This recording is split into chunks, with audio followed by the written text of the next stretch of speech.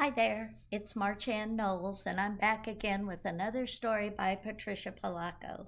You remember last time I read Thank You, Mr. Falker. Well, this story, again, is about Patricia as a young child and her grandma, whom she refers to in the story as Babushka. Her grandma came from Russia, and that is why she uses that name. This story tells of a little girl trying to overcome her fear of thunderstorms. And with her help of her grandma, she just might do that. I will read pages and then I will share the illustrations because, as always, we love to look at the illustrations and they just make the story that much better. Here we go. On sultry summer days at my grandma's farm in Michigan, the air gets damp and heavy. Storm clouds drift low over the fields. Birds fly close to the ground. The clouds glow for an instant with a sharp, crackling light, and then a roaring, low, tumbling sound of thunder makes the windows shudder in their panes. The sound used to scare me when I was little. I loved to go to Grandma's house. Babushka, as I used to call my grandma, had come from Russia years before. But I feared Michigan's summer storms. I feared the sound of thunder more than anything. I always hid under the bed when the storm moved near the farmhouse.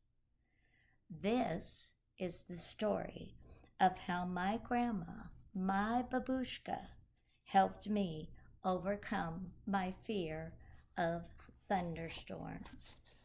And there's the illustration. You get an idea of the farm where she lived in her babushka. Bring that in close so you can see even better. I love the patterns on the clothing in these stories. Grandma looked at the horizon, drew a deep breath, and said, "This is Thundercake baking weather, all right. Looks like a storm coming to me." There she is. I love the illustrations. If you remember last time I told you, Patricia Polacco gets help from her mother making the illustrations. "Child, you come out from under that bed. It's only thunder you're hearing," my grandma said. I remember hiding with thunderstorms. I bet you do too. Maybe when you were a child. Maybe not. The air was hot, heavy, and damp. A loud clap of thunder shook the house, rattled the windows, and made me grab her close. "Steady, child," she cooed. "Unless you let go of me, we won't be able to make Thundercake today." "Thundercake?" I stammered as I hugged her even closer. "Oh, don't pay attention to that old thunder, except to see how close the storm is getting. When you see the lightning, start counting real slow.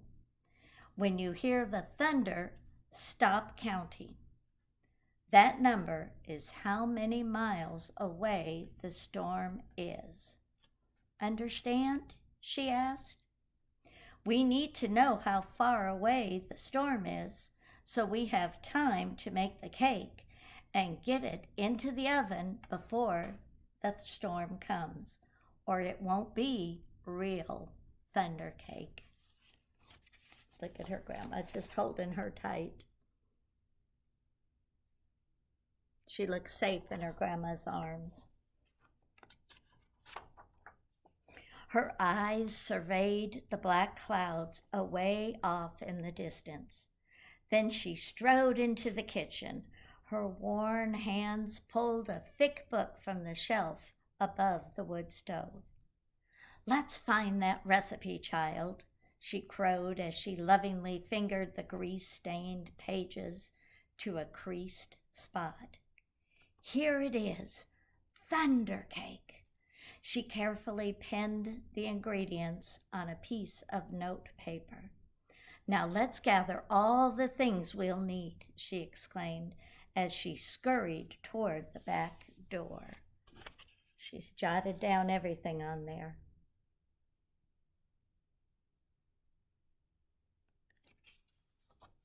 They got to get to work. We were by the barn door when a huge bolt of lightning flashed. I started counting like Grandma told me to. 1, 2, 3, 4, 5, 6, 7, 8, 9, 10, and then the thunder roared. 10 miles. It's 10 miles away, Grandma said as she looked at the sky. About an hour away, I'd say. You'll have to hurry, child. Gather them eggs careful like, she said. Eggs from mean old Nellie Peckhen. I was scared. I knew she would try to peck me. I'm here. She won't hurt you. Just get them eggs, Grandma said softly.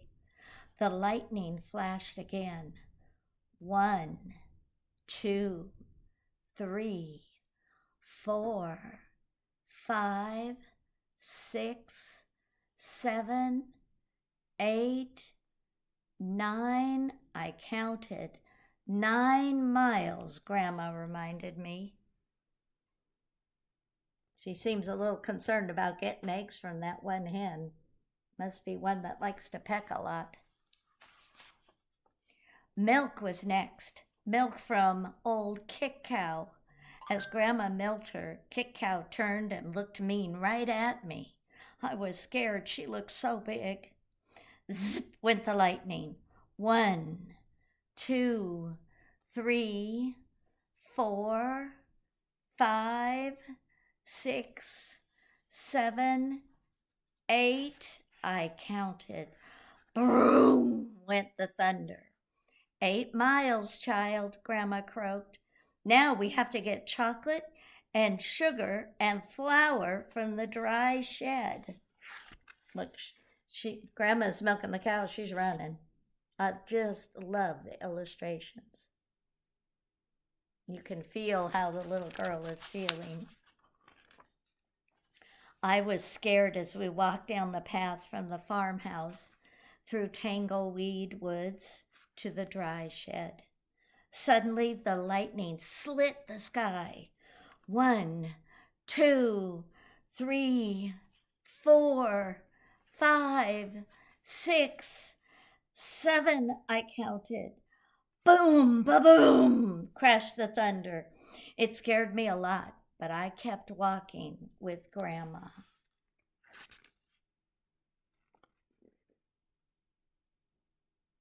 I like the geese that are following them the whole way.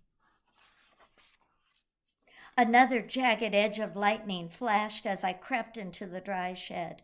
1, 2, 3, 4, 5, 6, I counted. Crackle, crackle, boom, kaboom, the thunder bellowed. It was dark, and I was scared. I'm here, child, Grandma said softly from the doorway. Hurry now. We haven't got much time. We've got everything but the secret ingredient.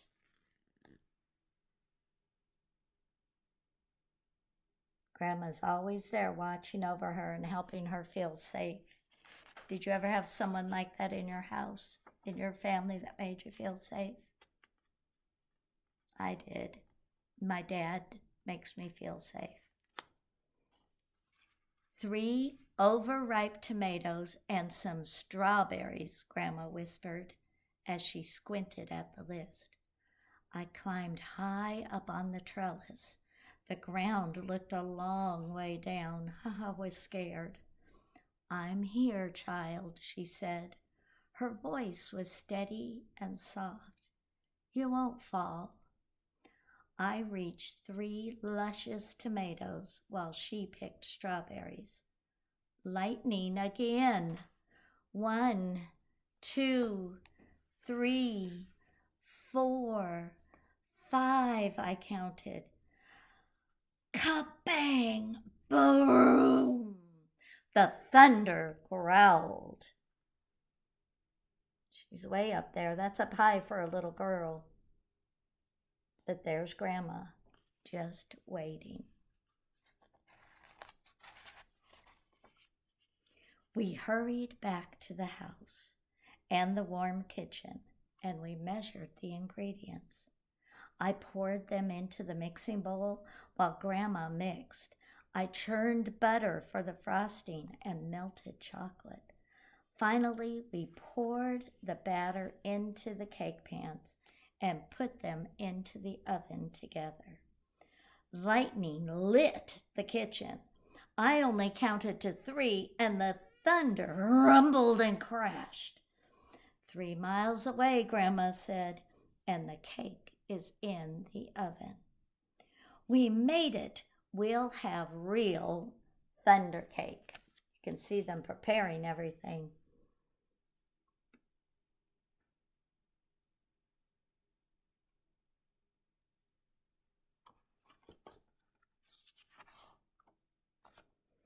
As we waited for the cake, Grandma looked out the window for a long time. Why aren't you afraid of thunder? You're too brave. I read that wrong. Why, you aren't afraid of thunder. You're too brave, she said as she looked right at me. I'm not brave, Grandma, I said. I was under the bed, remember?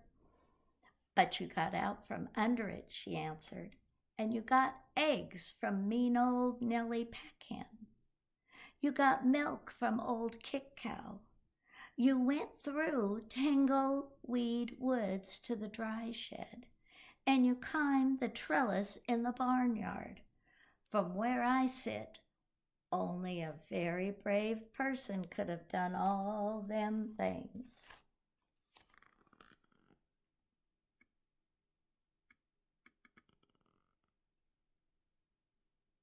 I'd say she's pretty brave, too.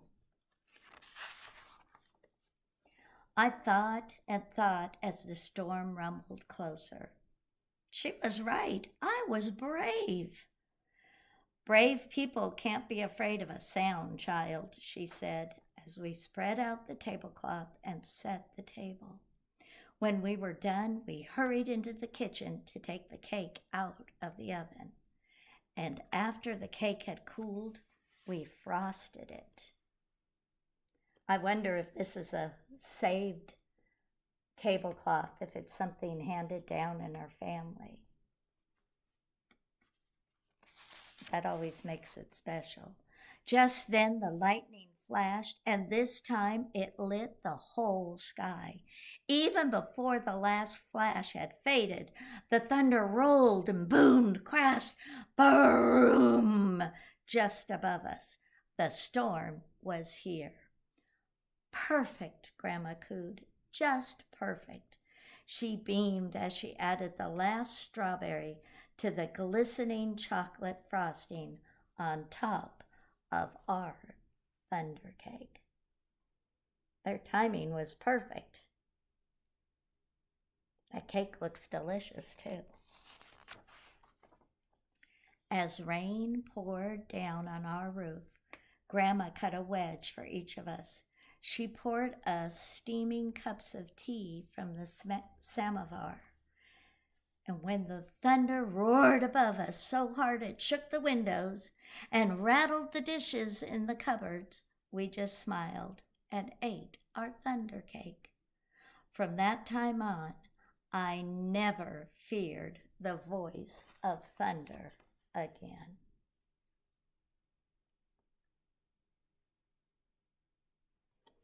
But what I really like, at the end of this story, she includes the recipe for her grandma's Thundercake. And actually, I read it at an assisted living residence near where I live here in Georgia, and they shared the recipe, and the ladies in the cafeteria made them Thundercake. So, this is another book, Thundercake by Patricia Polacco, and I really hope you have enjoyed the story. I love her writing. I can just feel it all as she writes. I hope you have a great day, are staying safe and healthy, and keep on reading. Bye bye.